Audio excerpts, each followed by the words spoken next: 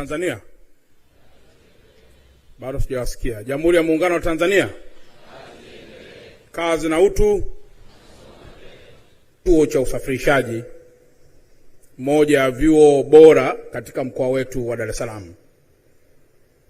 Mheshimiwa Waziri Mkuu, pili, tunakupa pongezi kubwa sana kwa kazi kubwa ambazo umeendelea kuzifanya katika taifa letu, lakini kwa ziara mbalimbali ambazo umekuwa ukizifanya ndani ya taifa letu, na kwa namna ambavyo umekuwa ukigusa watu na hasa makundi ya wanyonge na makundi ambayo yamedhulumiwa na makundi ambayo yameiona serikali kama faraja pengine kuliko wakati wowote.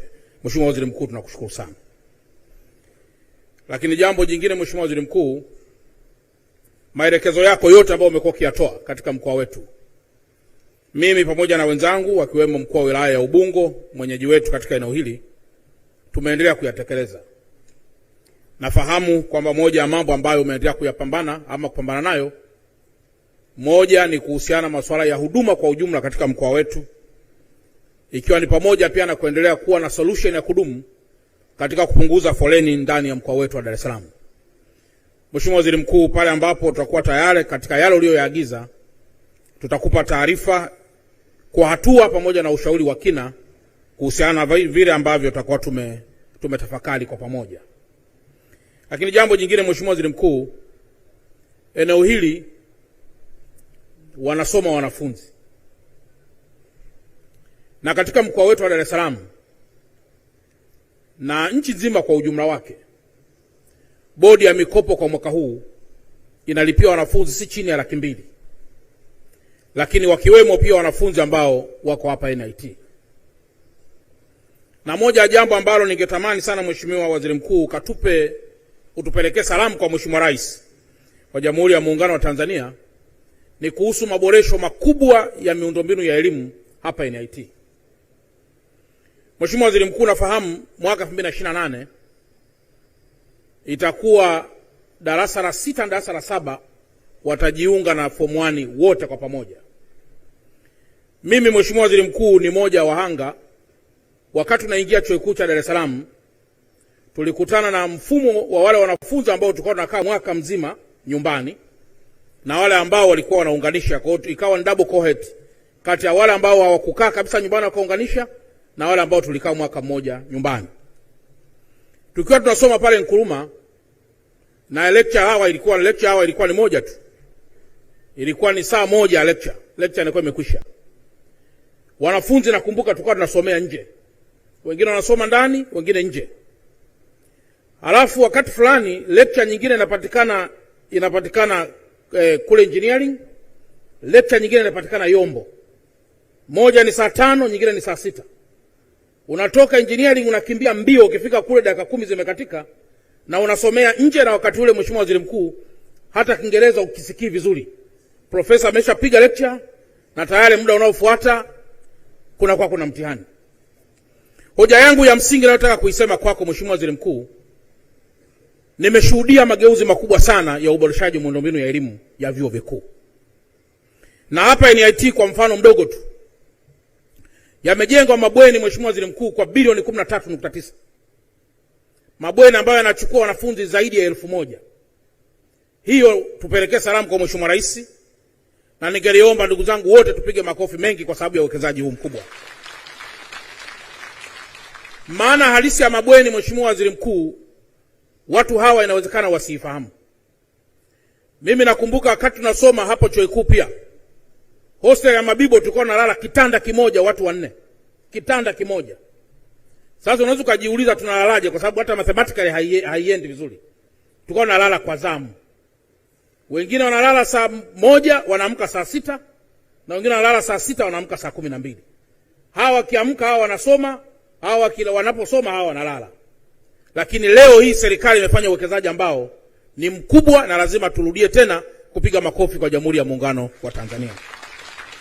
Lakini Mheshimiwa Waziri Mkuu, ndege mara nyingi tukiziona zinaruka angani, tulikuwa tunadhani watu wanaorusha ndege hizo labda wamezaliwa Ulaya au mahali pengine. Lakini leo hii Mheshimiwa Waziri Mkuu, serikali imetoa bilioni 12.5 kwa ajili ya kujenga kituo cha usafirishaji wa anga hapa NIT. Leo mataifa yote ya Afrika Mashariki wanakuja hapa kuweza pia kujifunza namna ambavyo serikali chini ya Dr. Samia Suluhu Hassan wamewekeza kwa sehemu kubwa ili wanafunzi wapate kile ambacho wanastahili. Umepita Mheshimiwa Waziri Mkuu kwenye barabara hizi, hujaona vumbi. Ni barabara ambazo zimejengwa kwa bilioni 2. Barabara za lami ambazo zimejengwa kwa bilioni 2. Na Mheshimiwa Waziri Mkuu, hizi barabara zinapojengwa, ni wakumbushe tu watu kwamba hiyo rangi nyeusi unayoiona ni bitumen ambayo tunaiagiza kutoka mataifa ya mbali. Na kilomita 1 ya barabara inaweza kutumia bitumen mapipa yasiyopungua mpaka 200. Na pipa moja linakwenda chini ya dola 250 mpaka dola 300. Sasa huu ni uwekezaji mkubwa Mheshimiwa Waziri Mkuu ambao umefanyika hapa NIT, na tupelekee salamu nyingi sana kwa Mheshimiwa Rais kwa kazi kubwa ambazo zinafanyika. Lakini zaidi pia Mheshimiwa Waziri Mkuu, zimenunuliwa ndege hapa za mafunzo. Ndege 5 kwa bilioni 15.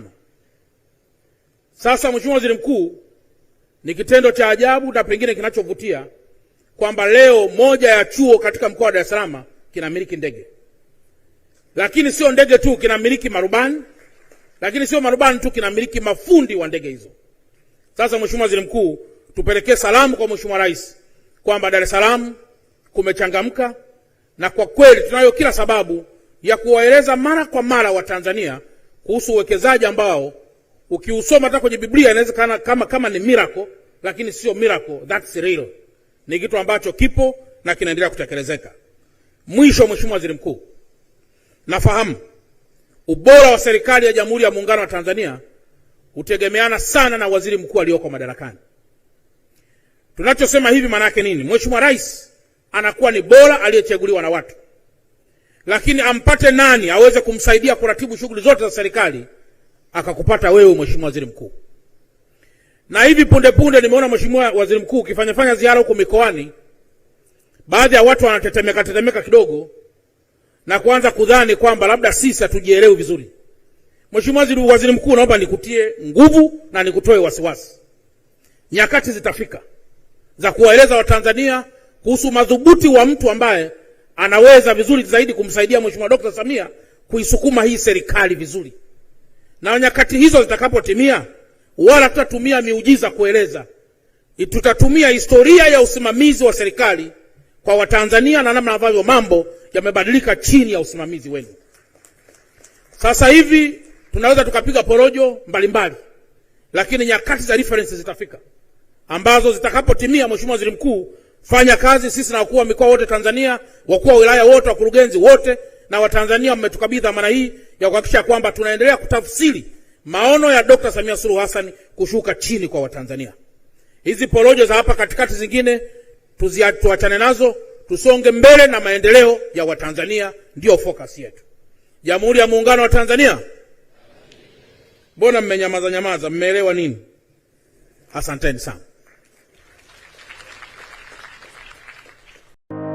Ili kuwa mwanafamilia bora wa Global TV, usisahau kusubscribe, like, kushare na kucomment. Baada ya kusubscribe, bonyeza alama ya kengele ili kupata taarifa kwa kila video inayopanda Global TV Online.